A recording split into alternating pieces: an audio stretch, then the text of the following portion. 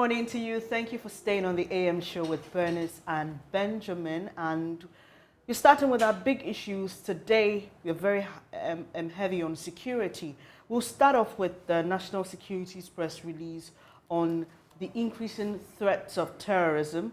And Benjamin later will come up with the Nkuranza issue, which has spiraled out of control, unfortunately. We understand there's calm there this morning, but what we saw last night, based on the conversation we had with Ohiming Teria, in the morning, we were told that the youth had agreed not to embark on the protest, but later in the day, there was a U-turn. We want to find out from him why that. But they had said they would embark on this protest. So that is where, again, I feel that maybe our intelligence didn't really work, especially on the back of what we saw in Ejura. But remember that Ohiming had said that the youth leaders felt that some criminal elements were going to take advantage of the protest to create mayhem, and so they were going to MCE said. So they were going to hold on with that until they were going to announce later when they were going to have the protest. So we'll be having that conversation. But let's start on the national level. Security Minister Albert Kandapa is asking you and I to be vigilant in the wake of increased terrorist attacks in the sub-region. According to him, the activities of terrorists have become prevalent in recent times, and there's a need for all citizens to pay closer attention to their personal and communal security. So this was released in a statement sometime last night, and in there, on the fourth point, Benjamin, we are told that the appeal is being made because there is a good reason to believe that the terrorists operating within the sub-region have Ghana as a target. Right. Yeah. So we have, very qualified persons to have this discussion with us. We have Professor Kwesi Enin, who is Director, Faculty of Academic Affairs and Research at the Kofi Annan International Peacekeeping and Training Institute, and we've also got Mr. Bombande with us also for that particular discussion. So let me start with you, Prof. Enin. First, grateful to have you all here.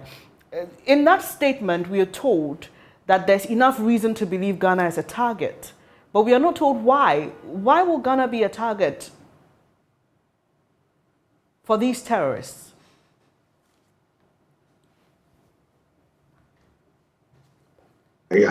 Yes, I'm terribly sorry. Now, I think there are multiple reasons why, but I want to go back to something very fundamental that also exposes why we will become a target. There are two statements, one from the National Security Coordinator and the one that has come out from Mr. Kandapa. Yeah. The phraseology in both statements are different. In the statement from the National Security Coordinator, it is an emotional appeal and a rehashing of some of the things that have happened. And that statement mentions particularly Professor Kofi Awono, which I think was most unfortunate, unethical, and unacceptable. Because it did not seek to only caution us, it sought to play on our emotions. This is a hard business where seeking to use an emotional basis to make an argument for vigilance is wrong, is faulty, and actually goes against the principles and the values inherent in the National Security Strategy document. That document, under its subheading, says that the National Security Framework seeks to secure or to establish a secure Ghana with regional, continental, and global reach and influence. You don't get that global reach and influence by looking at the threats that are around you and seeking to get public support and buy-in by playing on their emotions. And I would appeal that an apology is made to Professor Kofi Awono's family for using their hurt and their pain in such an unprofessional manner. The National Security Strategy document also talks about prioritizing and promoting effective decision-making through an institutional system that will ensure an integrated and efficient coordination. Now, we have two documents. You will see from document 2, the one from Mr. Kandapa, sober, reflective, appealing, dialogic, informative, saying, this is where we are. Please be cautious, but please, let's work together. I would have expected that there would be some numbers within those letters. That if you see something, say something. Inform, don't touch, don't do this. So I'm hoping that today or tomorrow, there will be a set of specific do's and don'ts that ordinary citizens will look out for. Let's say you see a box of bottled water. It's covered. You think it's water, but you don't know what is inside that box. Just a bottle of water that is half drunk, standing somewhere. So I think it's contingent on those who are issuing these statements, or also to give us clues, guidance as to what to do and how to behave. Is the threat real? It's been real for the past 10 years. Okay, so there must be some specific indications that has led to this. But this is not the first time such a cautionary letter has been released. However, I think it's important that it has been done. It's coming closer and closer and closer to us. We are not too sure whether they are here already. I mean, the borders are fairly weak, so in pleading for some guidance, we need to get border communities highly sensitized. We need to get those who rent single rooms or chamber and halls highly sensitized. We need to go back into our ghettos and the cover agents, playing mad men, mad women, all sorts of things will need to be done. But I think for the first time, there's a certain awareness that the cocoon that we have had around ourselves might be breached. So this is a very welcome caution to the public, but it's terribly unfortunate that we have two statements. That is what those who seek to hurt us would use to say, but I mean, two different agencies that seek to resist us have brought out two different statements. And I'm not too sure if you remember a couple of years ago, there were some concerns about the nature of the relationship and the partnership between the ministry and the coordinator.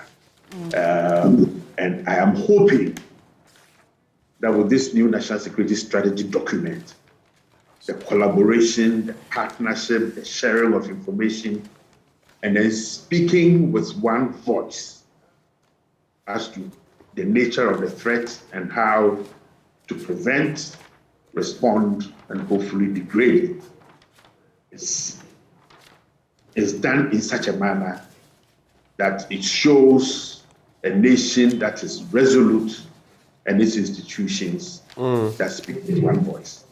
Thanks for your initial comments, Prof. I must mention that we've also been joined by Dr. Vladimir Intridanso, who is an international relations expert for this conversation. So let me come to you, Mr. Momande. We've heard from Professor Enin, who's raised some concerns about the two different statements that we've seen on this particular issue. But for you, back to my initial question, over the years, we've heard these threats. Thankfully, Ghana hasn't seen any attacks, as we've seen in neighboring countries like Burkina Faso. Why will Ghana be a target? Someone may ask. Thank you, and good morning to my good friend and name, Professor Enin, and to all your viewers. First of all, when we appreciate the sub-regional geopolitical environment in which we live, we are never immune, nor are we an island. And the early warning signs as violent extremism and terrorism spread across the West Africa sub-region, particularly with intensity in the Sahel region.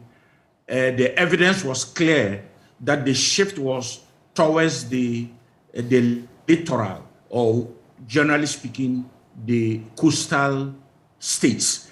And it is these early warning signs that led to the initiative that generally has been referred to as the Accra Initiative, in which the Gulf states have sought to prepare in advance, or if you would put it, have that type of state capacity and readiness to respond.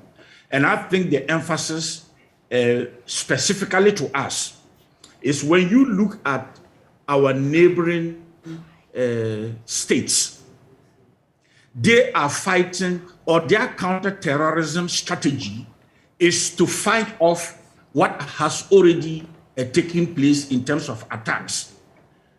We find ourselves in a unique space in which, precisely because the attack has not happened yet, our mode or our strategic thinking, preparation has to anchor on prevention and underline prevention.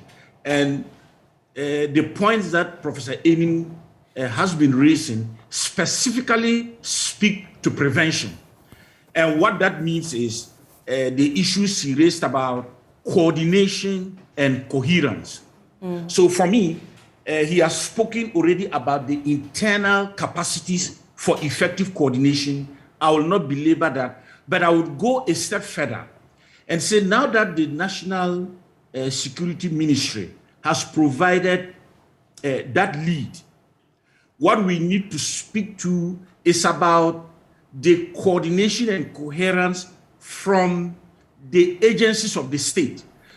For example, the points that Professor Enin made about breaking this down in terms of the education or awareness or civic education of citizens. We want to see the Information Services Department bringing this to the level of our communities and spreading the message. When we were growing up, those yellow and green vans, when you saw them with their microphones, driving slowly through a community and educating people on a particular issue, whether it is health, whether there is vaccination that is imminent, it was viewed, understood, and taken seriously by the communities, beginning with the elders and the chiefs. So can we see that in terms of the type of awareness and education? Let me quickly point to the recent the attack over the past weekend in Togo. They even dug on the road leading to the police post that was attacked. They buried an improvised explosive device. And that was meant to even slow down the response from the Togolese military.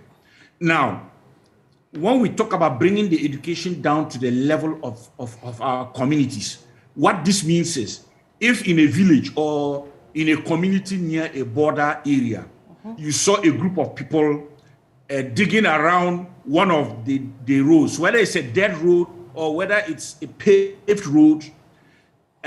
The point Professor Enin made is, if you see something, you say it. So the community should not just go to bed and treat it ordinarily. They should be curious. They should try to find out, what are you doing in our area, in our space? But we will expect that there is an outreach to the communities to be able to help them to do that. Okay. And the summary of it is, the responsibility of the state to protect, in terms of the protection of the civilian, is then complemented in the preventive mechanisms by engaging with the citizens, the communities. And I think that that is what would help us so much to continue to prevent, so that there is no attack. Because the moment one attack happens, our language is going to change about how we are fighting terrorism.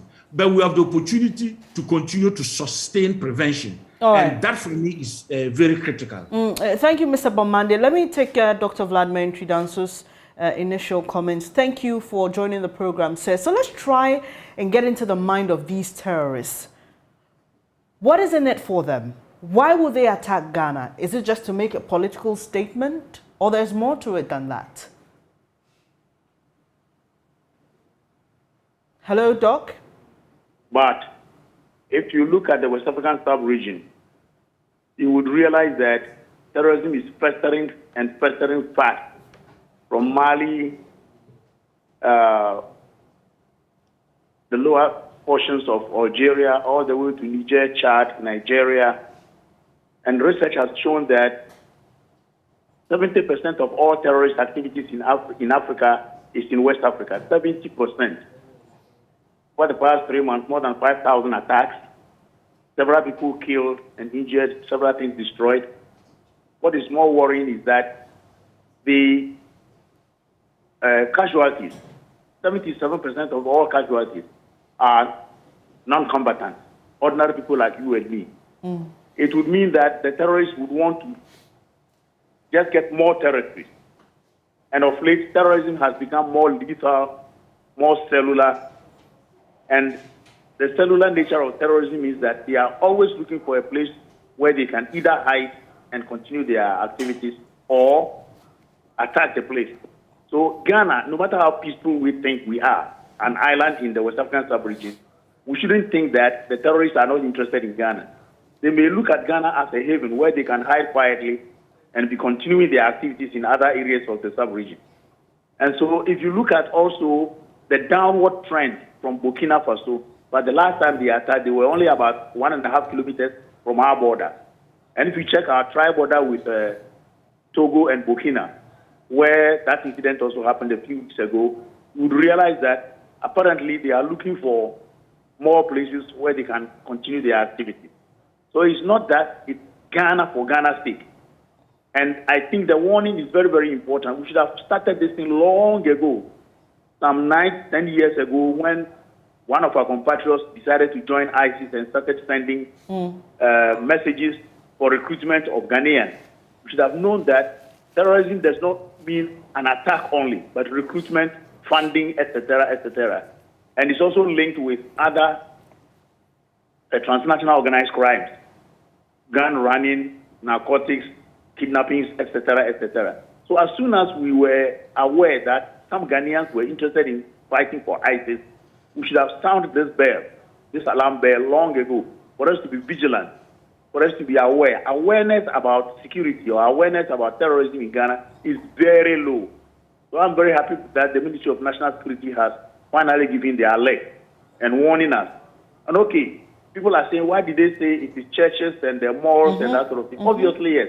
I've already said that terrorism today is interested in lethality, intensive lethality. The more they kill, the more they're happy, and the more they make a message. And the places where they can kill more people are where people congregate a lot. The malls, the churches, the mosques. And that is why the security minister is telling us that we should be very careful about these places. Can we have CCTV cameras? If you watch videos on terrorist attacks, you will realize that these are places they are more interested in. The Westgate Mall in Kenya, Colombo, the Catholic Church. You could see that these are the places where they can get enough people to kill to satisfy their ego or whatever it is. So for me, it's long overdue. It's something, terrorism is in Ghana already. It is here. Once you have people going from Ghana to join ISIS, then it means the terrorists have been able to penetrate and they are getting recruits from here. We all remember when you guys from the media let us know about the 3 beautiful girls who were going to be wives of ISIS and who were apprehended or stopped at Boku. These incidents show that we are already inside the net of terrorists. They have an eye on Ghana long ago. Why are they recruiting from here? Where do they know? And then Abdul Mutalab, who was able to buy his ticket from Ghana and his attempt to detonate a bomb on an American airline. You know, all these things show that Ghana's territory is infested with some levels of terrorism. And this warning is very, very important. Doc, Benjamin here. I just want some clarity. When you look at worlddata.info, the data they put together as of last year, 2021, they said that in terms of a terrorist threat, owing to our uniqueness when it comes to democratic practice and all of that, it was basically insignificant, the threat to Ghana when it comes to terrorist activity. What exactly has changed and why is the threat so potent now?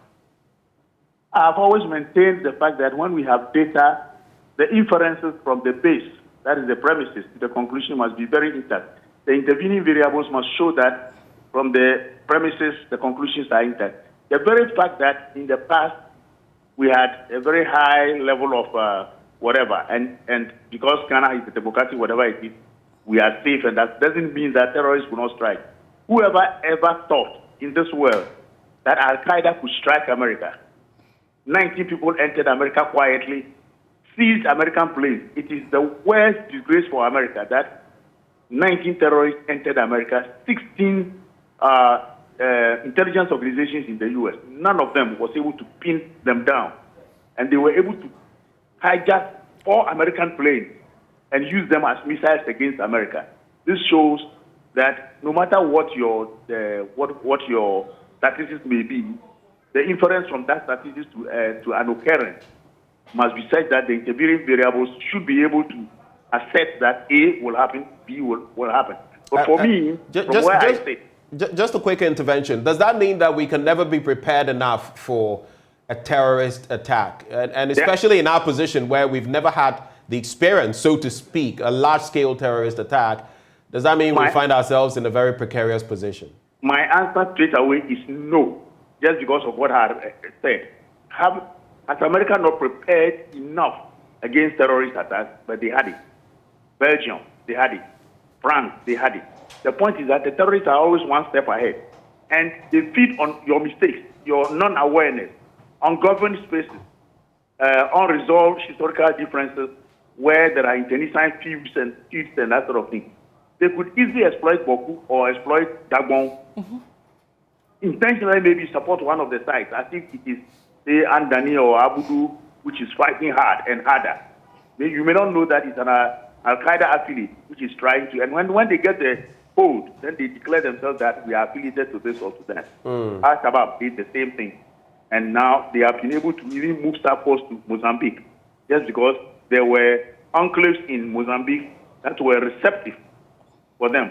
The same thing, Kenya. Everywhere that terrorists have struck, it's not because the country is too ripe, but then when there are incidents where they can exploit, in our case, there are several things we have been warning government about all the time.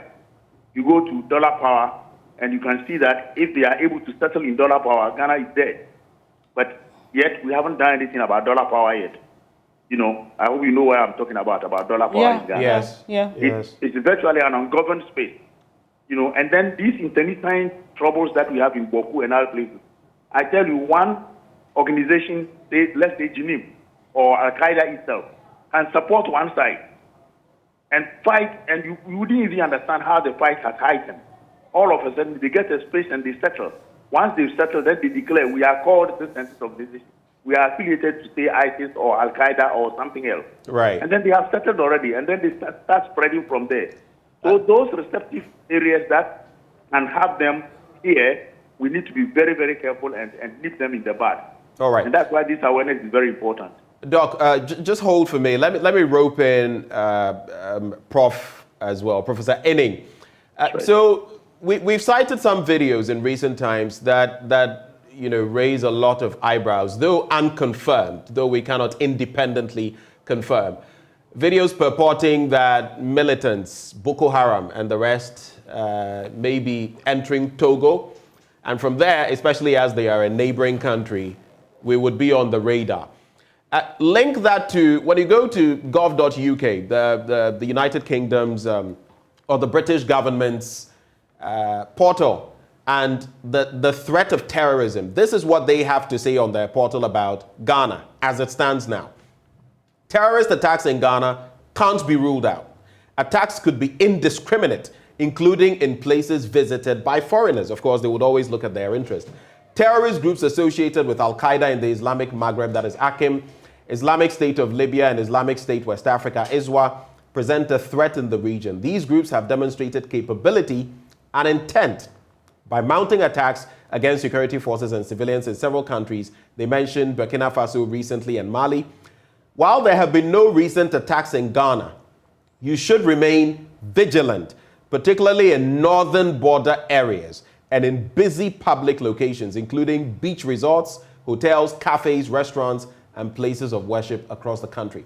That is their travel guide for their citizens. But it is reflective, isn't it, of the potency of the threat against Ghana?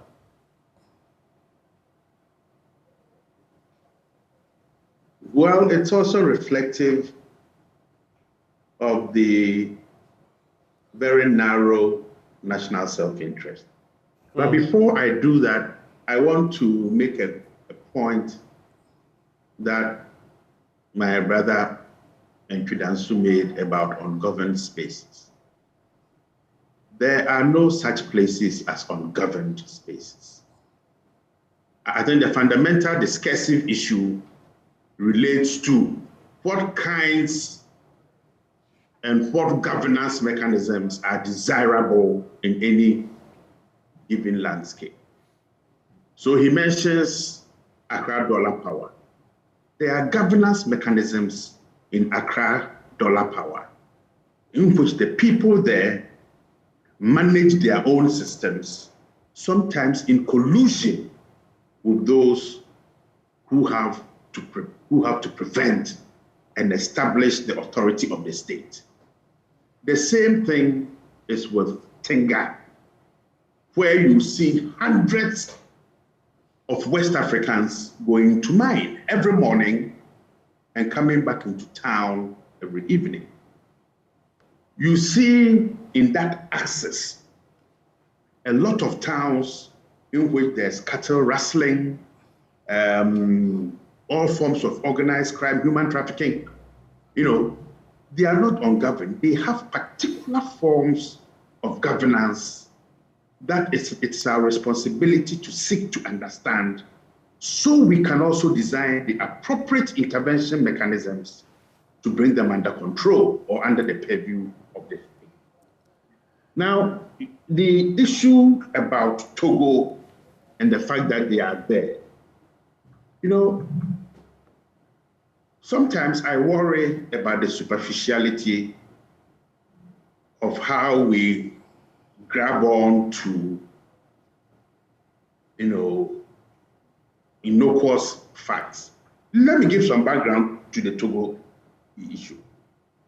Togo has had a long-standing simmering tensions that began from old Nasingbe Enyadema's time, in which some of the political opponents went to Germany because, as you know, Togo and particularly the Bavarian state in Germany have been very close, in which the leader of Bavaria, Joseph Strauss, used Togo as his hunting ground. Subsequent to those refugees coming back from from Germany, their mastery over French was very poor. So they were excluded, they couldn't get jobs. Some of them subsequently went to Yemen, where they were radicalized and over time have been infiltrating into the larger West African state. This is information I've shared with some people who matter, probably close to about 5 years ago, and cautioned to watch out for the Togolese space because this was going to happen. So Togo is nothing new. It's been bubbling, gradually expanding, and that group from Yemen is tapping into the narcotics trade from Peru, Colombia, and Bolivia, okay? That passes through Togo. So first, they have the money, they have the ideology, they have the determination, and they are now ready to strike a blow. Now, all this talk from our partners about AQO, ISIL, ISWAP, blah, blah, blah, blah. I think the three of us on this program have screamed and shouted until our voices are hoarse. You know, sometimes I worry when they give this innocuous statements, the northern parts. Which part of the north? We have had simmering issues in Boku, for example. Tamale has had its own share. How do you characterize those? Those are openings, right? But there are problems in Aberdeen about the oil and the fishing. Is that an opening? Okay, I think it's important in doing this kind of assessment and analysis that we look at it from our own lived experiences and the challenges that we face.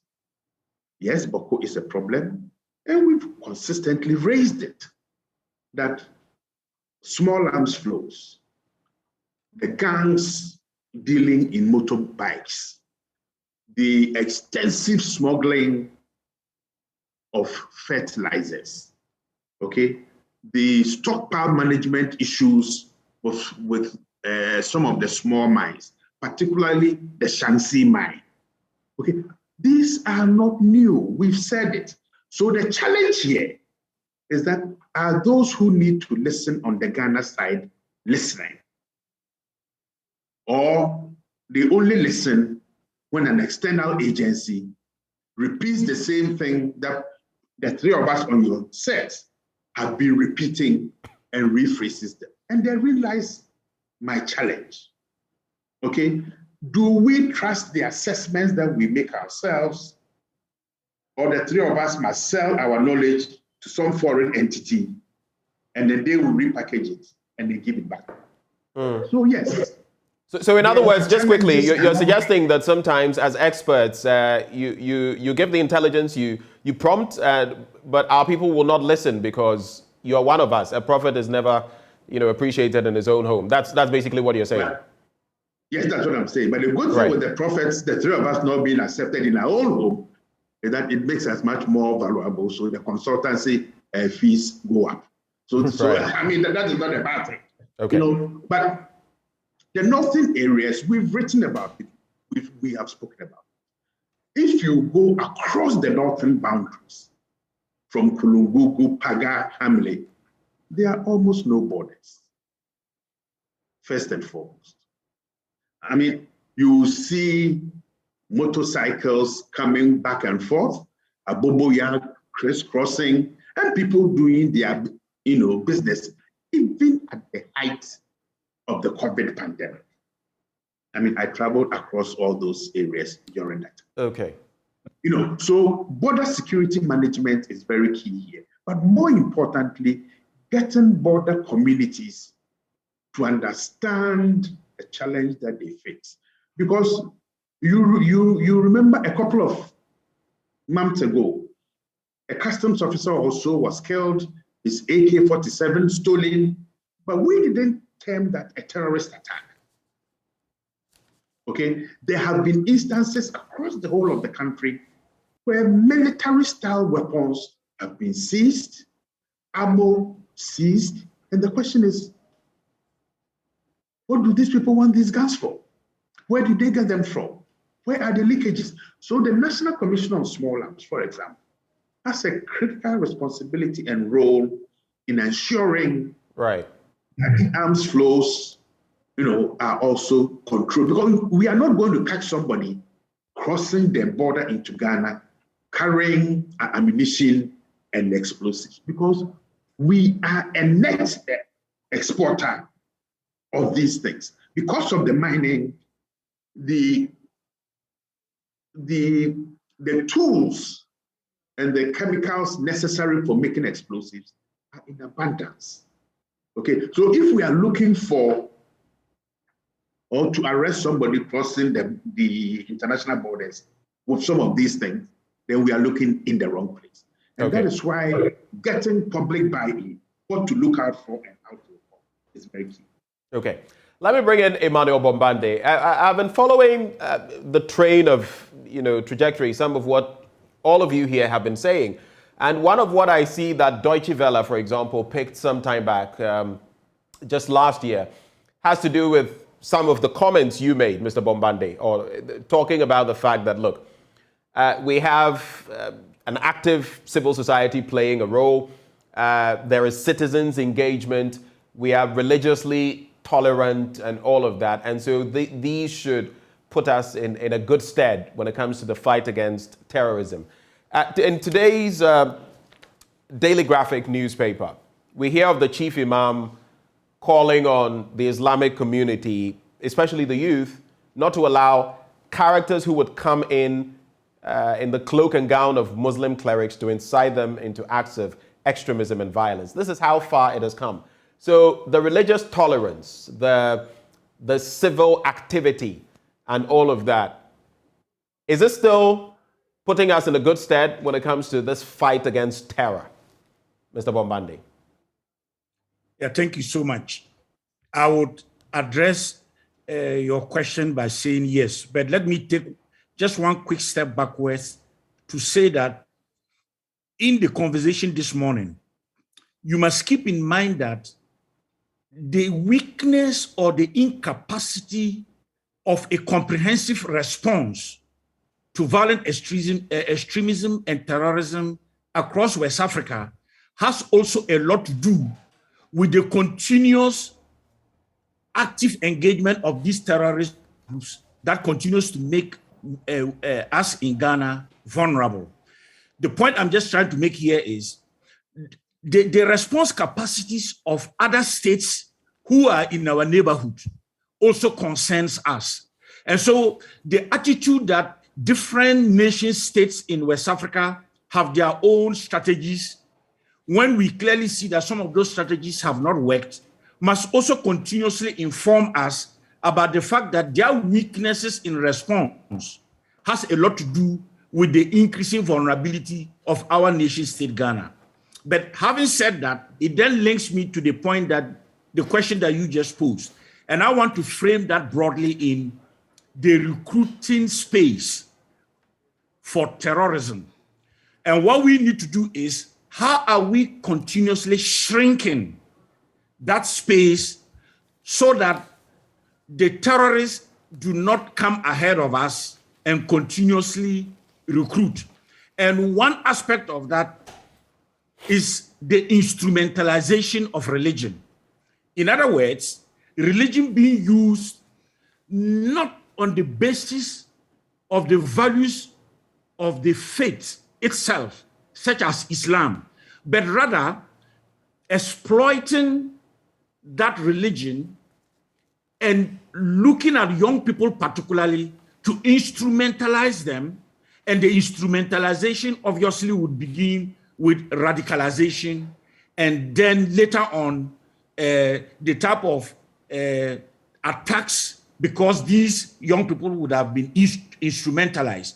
And so my response to you is yes, if we continuously nurture and promote social cohesion, what it means is the tolerance we must have amongst our faith communities, Islam, Christianity, and people of other faiths, becomes important so that that space from where you recruit is constantly under the microscope of the leadership of religious faiths to ensure the right type of education, in other words, the right interpretation of the holy books are brought to the level of people so that the wrongful interpretation of these holy books are not used to instrumentalize young people. So that will be one.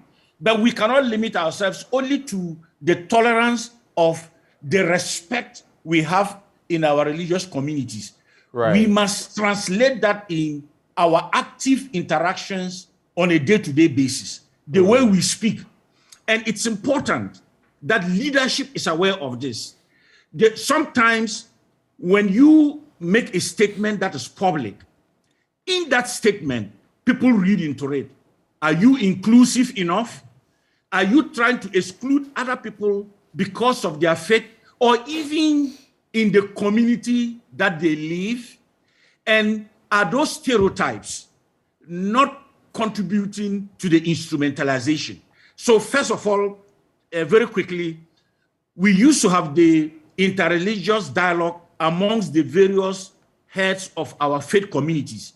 They should take the initiative to continue to engage and to continue to share the type of information that is required. But I would go beyond that and generally put this under everything that we do to promote social cohesion, to take out of the public space what are called in quotes hate speech.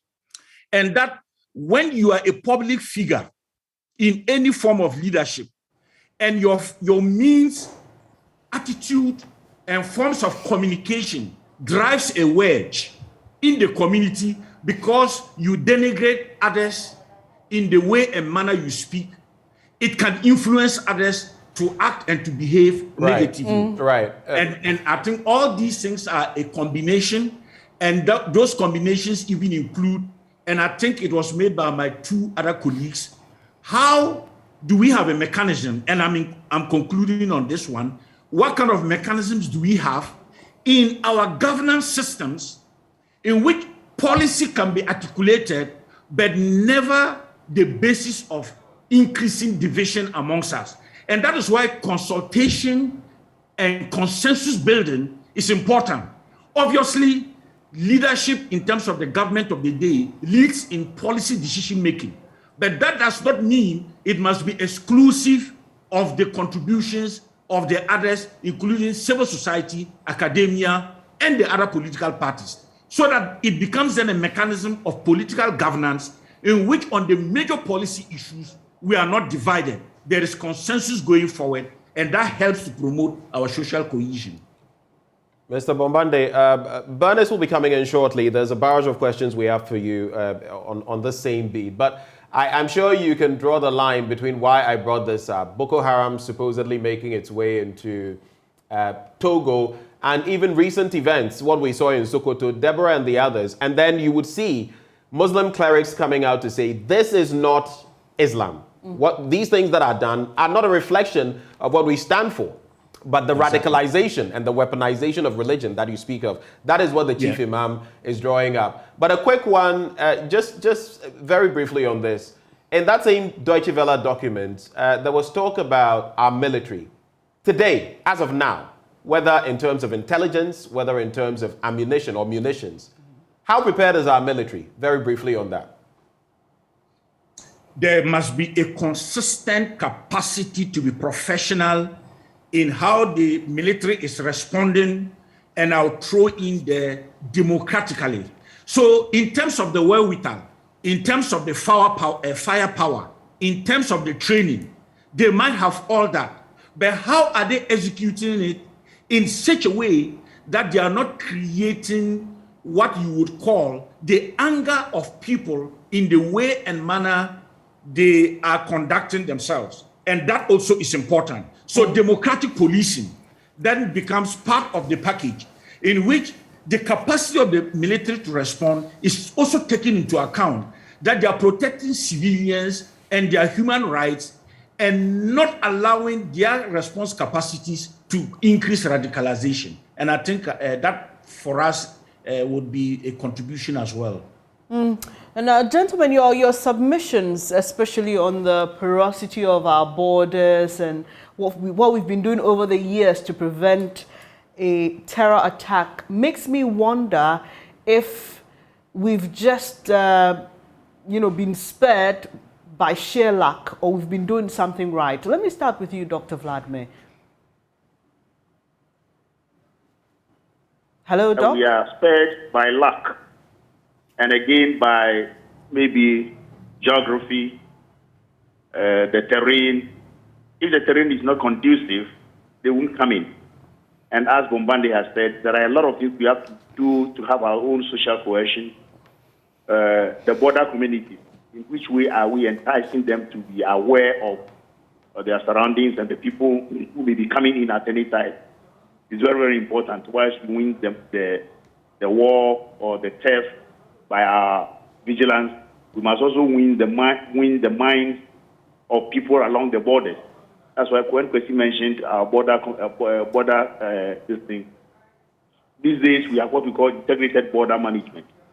This is the time the whole of West Africa must sit up and know that the tri-border areas are prone to terrorist attacks. And therefore, integrated border management is the best way. That is, you have one border post where all the countries have their personnel over there, and they are integrated. Theft, or whatever they call it, customs, border security, and everybody is there. And it's about time we also started the integrated border management through our recruitment efforts. I gave a paper quite recently, and I was suggesting that nobody should be put into sex, immigration, and the like without having a qualification in language like French. So the French also will have people who have to know English before they are put there to make it possible for integrated border management. And I think we are all being, and especially you in the studio, you are talking strongly about preparedness. I insist that no amount of preparation in terms of kinetic preparation, that is capacity of the military, is enough to stop terrorism. Because they can strike at any time without the presence of the military. Other than that, why has Boko Haram, which is only about 3,500, why have they not been wiped out by a strong military force of about 200,000 of the Nigerian army? What about the U.S.? How were 20 people able to conquer the whole of the U.S., at least for a period? And so even though I'm not against that preparedness, that combative preparedness, which we are doing already, we have FOBs along our borders, which is very good of the government. That's this forward operating basis, where the battalions are there, always exercising and making sure that that forward presence alone is enough to deter. So that deterrence is good. But the best preparedness is our own awareness. Our ability to know what is coming, where is what, so that we can report. And then intelligence. The best way of fighting terrorism is intelligence gathering. And I beg the security agencies not to have intelligence, Ghana's intelligence in silos. That's what the U.S. did, and Al-Qaeda was able to attack. Okay. But intelligence sharing is very, very important. Okay. And we need to continue with that. I think Bobande also mentioned the interfaith discourses, which is very important. My church, the Presbyterian Church, is still doing that. I've taken part in this interfaith discourses several times. And that should be encouraged, seriously encouraged, because the speech characterization of the good books is what is allowing allowing religion to be weaponized. For example, some of the things we have been able to intercept, or some of the things that Al-Qaeda and ISIS have been using, are propaganda within the jihad. That if you kill one person, you go straight to heaven. If you kill one infidel, 6 virgins are waiting for you in heaven. I mean, there's nowhere in the Quran where you can find this, but it's going around.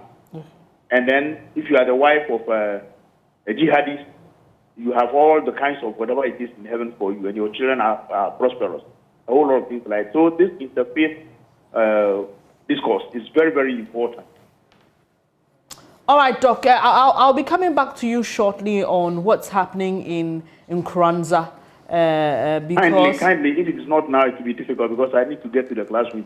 Okay, apologies. Then let's do that while I have Mr. Bombani and Professor Inin hold on for me. So let me just take your quick thoughts on that. You sat on that committee that looked into the Idra incident. Yes. Yesterday, we saw a repetition or almost a repetition of what happened. The youth poured out onto the streets. Unfortunately, one person died and 9 others sustained injuries. Have we learned enough from the Idra committee sitting, considering what happened yesterday? I don't think we have learned enough. This morning, I think Kwesi was interviewed, and he said it bluntly. Clearly, yes, the police haven't changed. We have not been able to change the modus operandi and their psyche on crowd control. Crowd control has always been a problem for our police and our security services, crowd control. But I want to add to that a very quick one. That is to say that our own socio-psychological attitude towards institutions also must change. That is, we are not constitutional, we are not institutional. There is so much indiscipline in our society in such a way that, if we don't stop those things, because if there is a problem with the police, it's a human institution. They can make mistakes and they can even commit blunders. There are other institutions that can check the police. There are other measures that can check the police. But to take the matter into our own hands and wanting to, override the police in their duties will always bring this kind of situation. I was very sad when I heard about several other deaths following the death of that guy in the cells. And it's like we haven't learned anything from the Idra, but we need to do more. The police service itself. I know there will be a police inquiry, or even themselves, and then maybe some other inquiry. But the public must also learn from past incidents and know our relationship to the police. Doc, beyond what happened yesterday, I don't know if you've been following the story since it broke. We have been given a blow-by-blow account by the MP for the area on what he was told led to the death of Albert Donko. There's also the angle of the police who say they suspect him to be an armed robber. We are told by the residents that he actually mentioned that he had witnessed a robbery in which a police officer was involved, and that must have been the reason he was picked up with an unregistered vehicle and, 3 weeks later was confirmed dead. What is your general impression of this entire case, aside from what happened yesterday? As I was saying already, if we don't believe in our institutions and we don't believe in ourselves, all these things will happen. The police will have their side of the story, but a proper inquiry will bring about this. Because what I read was this guy was picked up, brought to the cells, was sick, wasn't attended to, was going to take a shower, and he fell and died. If you go through all this, good forensics. That's interesting because we've not heard what we've. This account is new. We've not heard new. this one. We've not heard it at all. I read it in the papers yesterday. Okay, fair enough, because there are different accounts to the story, and so yes, it adds to my question. That's what I was coming to. That is the story. But then the police have come out with their own story. It's just like this bullion van thing, right? Yeah. So as I was saying, no matter what a criminal incident like this has happened, if we take our time, we will be able to unravel the mystery surrounding whatever account we have. But if we don't have the patience and we take the law into our own hands by thinking that when we go burn the police station, then we'll get the result. That's what I don't think I will subscribe to, right? The account I gave you was somebody's account which was published. With that, an inquiry can lead to something. And the police inquiry also, if they say it's a shootout, forensic expert can know from the angle where the bullet was shot or that sort of thing, to come to the conclusion that yes, it was a shootout or whatever it is. So what I'm saying is that we have a long way to go where our institutions are concerned, and we have a long way to go how we ourselves understand the institutions. The police are useless without you and me. We are mutually linked. If I don't give the police any information, they are useless.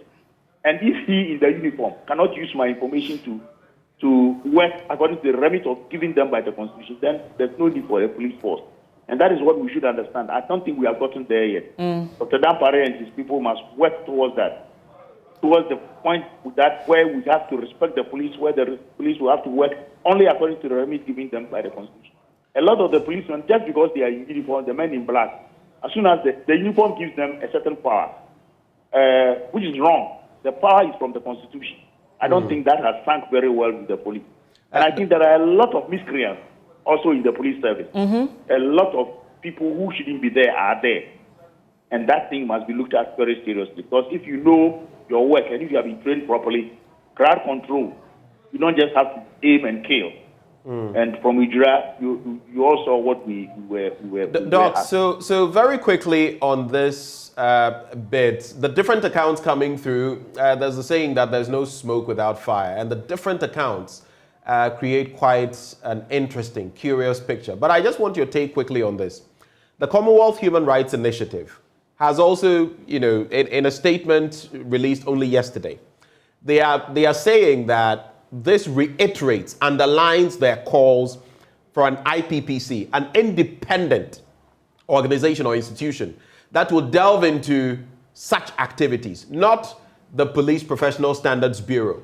Because sometimes it is the police, in fact, what we've known is it is the police investigating itself, the police investigating activities of the police, or at best would have what you were on, a committee set up by a minister or a commission put up by the president to get into the matters. The CHRI is saying they are calling on the Executive Parliament, the Ministry of the Interior, to urgently establish an independent police complaints commission. What is your take? Strictly speaking, if you ask me, I would love to have something like the committee which I sat on to look into this. That does not preclude the police doing their own inquiry, because it is for their own research and for their own good also. So they can do their own, which can feed into whatever other committee may be set up. I would have gone for a committee like we had in Ijira, and that their report would help, assuage most of these things that are always becoming perennial somehow or pervasive. So yes, I would endorse that. But I'm endorsing it not because some organization outside our shores. And we should not be always interested in people telling us what to do. Elsewhere, the institutionalized system itself would know what to do. Like, I don't want to mention a country, but I strongly suspect that everywhere the police are a little hated. But then the institutional arrangement is also there to establish the facts. Within the police, there should be a way of establishing real facts and getting the bad nuts from the police out. But yes, I endorse the situation, the call for a ministerial inquiry or the committee inquiry, kind of.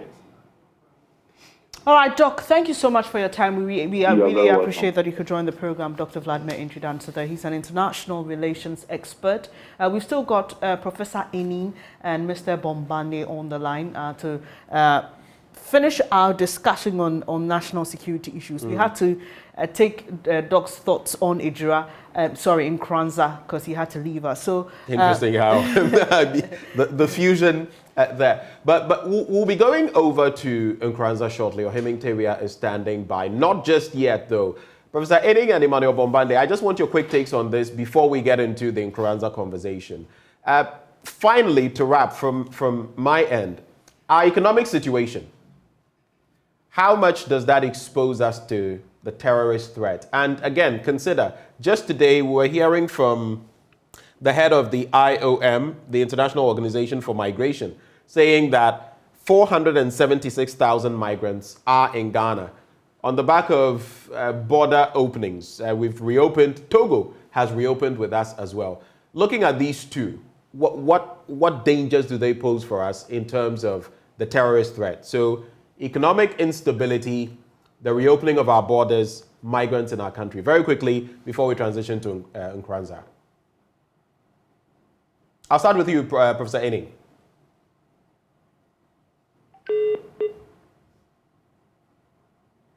Do we have Professor Ening with us? Do we have Emmanuel Bombande? No, Yes, I don't I'm think here. there's a direct correlation between migrants and insecurity. That's number one. Number two, when people feel excluded from a supposedly booming economy, that creates a basis for frustration, for anger, and for a desire to strike a blow against the state, creating a fertile ground for possible recruitment. Or in cases where there's what in political science we call growth without development. So the economic indices on paper look very nice, but ordinary people are not beginning to feel it. And I think a combination of that sense of victimhood, of exclusion, and of dispossession creates a really very fertile ground for it. Okay, Mr. Bombande, your reaction to that same question? I would amplify on that. I will then go further to suggest that one, sustainable livelihoods, people's basic conditions of living must be constantly under the purview of how we are also responding to terrorism. If people's basic needs continue to be unmet, then it poses a problem. But onto that, you must add that if people's basic needs are not met, but they feel that there is the national effort to respond to those unmet needs, it assuages what I would call the frustration. And normally I wouldn't want to comment on what happens elsewhere, but I'm compelled to draw an example.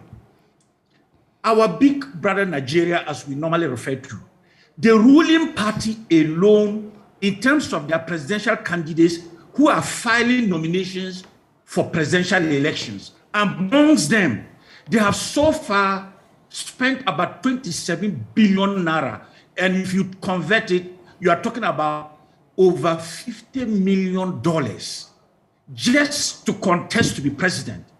I'm compelled to draw on this example and to say that when in a country, access to power can take so much of the resources from people who are not even sure they will be elected. And at the same time in that environment, people do not have 1 square meal a day to eat. You have a problem. And let us not run away from these realities, that there is a widening gap in the sub-region between the elite, wealthy, rich politicians and those in the communities in border areas who have nothing to eat during the day. We cannot sustain that. And the lesson for us in Ghana is that we cannot have unbridled display of wealth. The most expensive cars that are manufactured anywhere in the world are on our streets. And we expect to coexist in that ambivalence with people who cannot have a decent meal a day. There is bound to be anger, frustration. So livelihoods, and that's what Professor Ening said, we cannot make the disconnection. But I'm basically saying, let's be aware of that in our conscience. And in solidarity, how are we taking care of those who are excluded and marginalized socially and economically? Mr. Bomane and Professor Ening, please, I'll just ask you to hold on another time while we cross over to Nkranza. My colleague Ohiming is engaging the family of Albert Donkor, the man at the center of all the chaos and violence we're seeing happening or unfolding in that part of the country. Hello, Ohiming. Tell us what the family is saying about the recent developments.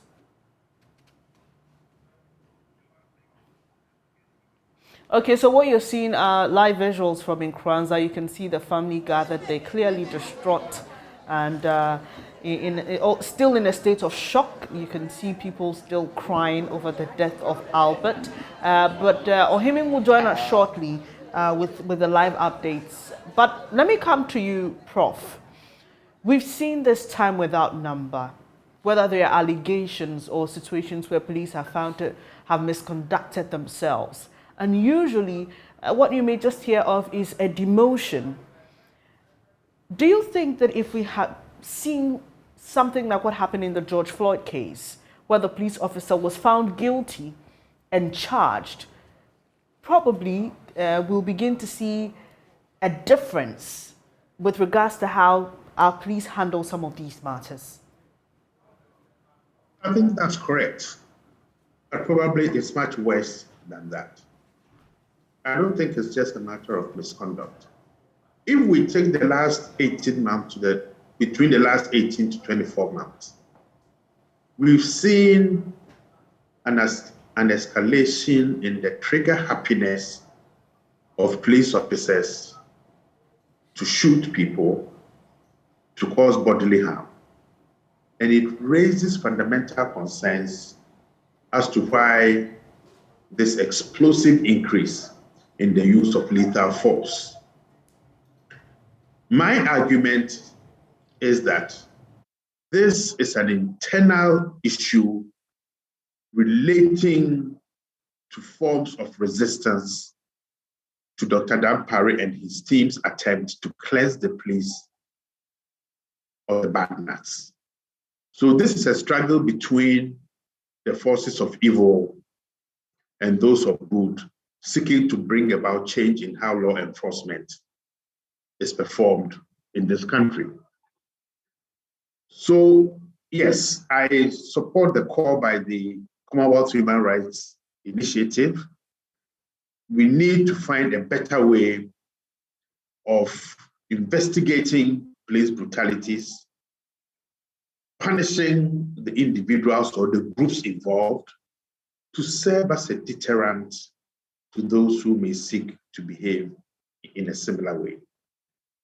But we are facing a crisis in policing, not because Dr. Dampare and his team don't want to bring about the change, but the manner in which people have been recruited into the service over the past 2 to 3 decades has infiltrated the service with people who do not share the institutional ethos of the service, to a point where we are reaching the very tip of whether these non-performing individuals or groups whose understanding of law enforcement, of professionalism, and of service to the state of Ghana, and by extension, its citizenry, is different from the institutional ethos. And that is what we are seeing. If the different strands of information that we are getting is anything to go by, and I'm very happy that Vladimir Tridanso was clear, no lessons have been learned from Edra. We need to learn those lessons precisely because if you take the sheer numbers of the population, you take the proportion of that population as those who are in the police service, we are going to see tensions continue to mount in the manner in which law enforcement is performed. Now, the manner in which it's performed, if it's not consensual, dialogic, that seeks to build bridges and create understanding, then we will see the economic frustrations that Emmanuel and I have spoken about earlier bubbling to the fore, and people think striking a blow against the legitimate representatives of the state then is legitimate. But my cautionary note here is that when you strike a blow against the state and its representatives, the force that comes towards you is disproportionate. So people should not attack police stations, police officers, military convoys, police vehicles, because that just worsens the case. Yeah. Okay. What it means, therefore, is that we need more effective, accessible conflict resolution mechanisms that are quick, that listens to citizens' complaints, can respond to them, and as much as possible, solve them. But Edra, and I think Emmanuel and I were very clear when the Edra case happened, that it is only symptomatic of a wider societal frustration that will express itself in violence. In Kranza has happened. I think other towns have experienced similar cases. Akachi, for example, in recent times, Akachi. Prof, I was mentioning that we had Akachi, for example, in recent times, where there was a similar development. So it's going to get much worse. So we need the police service to begin to engage in finding effective means of resolving these tensions, and also bringing on board or partnering other civil society institutions. But let me express my deep disappointment with the performance of the Parliamentary Committee on Defense and Interior.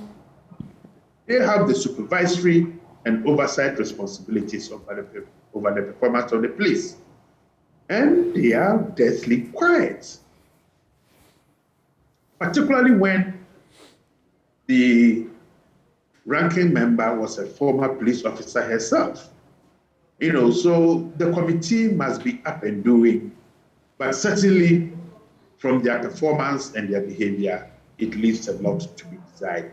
I unfortunately have to run to class. Sure, Prof. So let me thank you very much for this morning. I know you are in the competent hands of my friend. Yes, we really appreciate your company this morning, and thank you for sharing your thoughts with us. That's Professor Inin, who's been sharing his thoughts on threats of terrorism in the country, and just wrapping up on that Nkranza issue.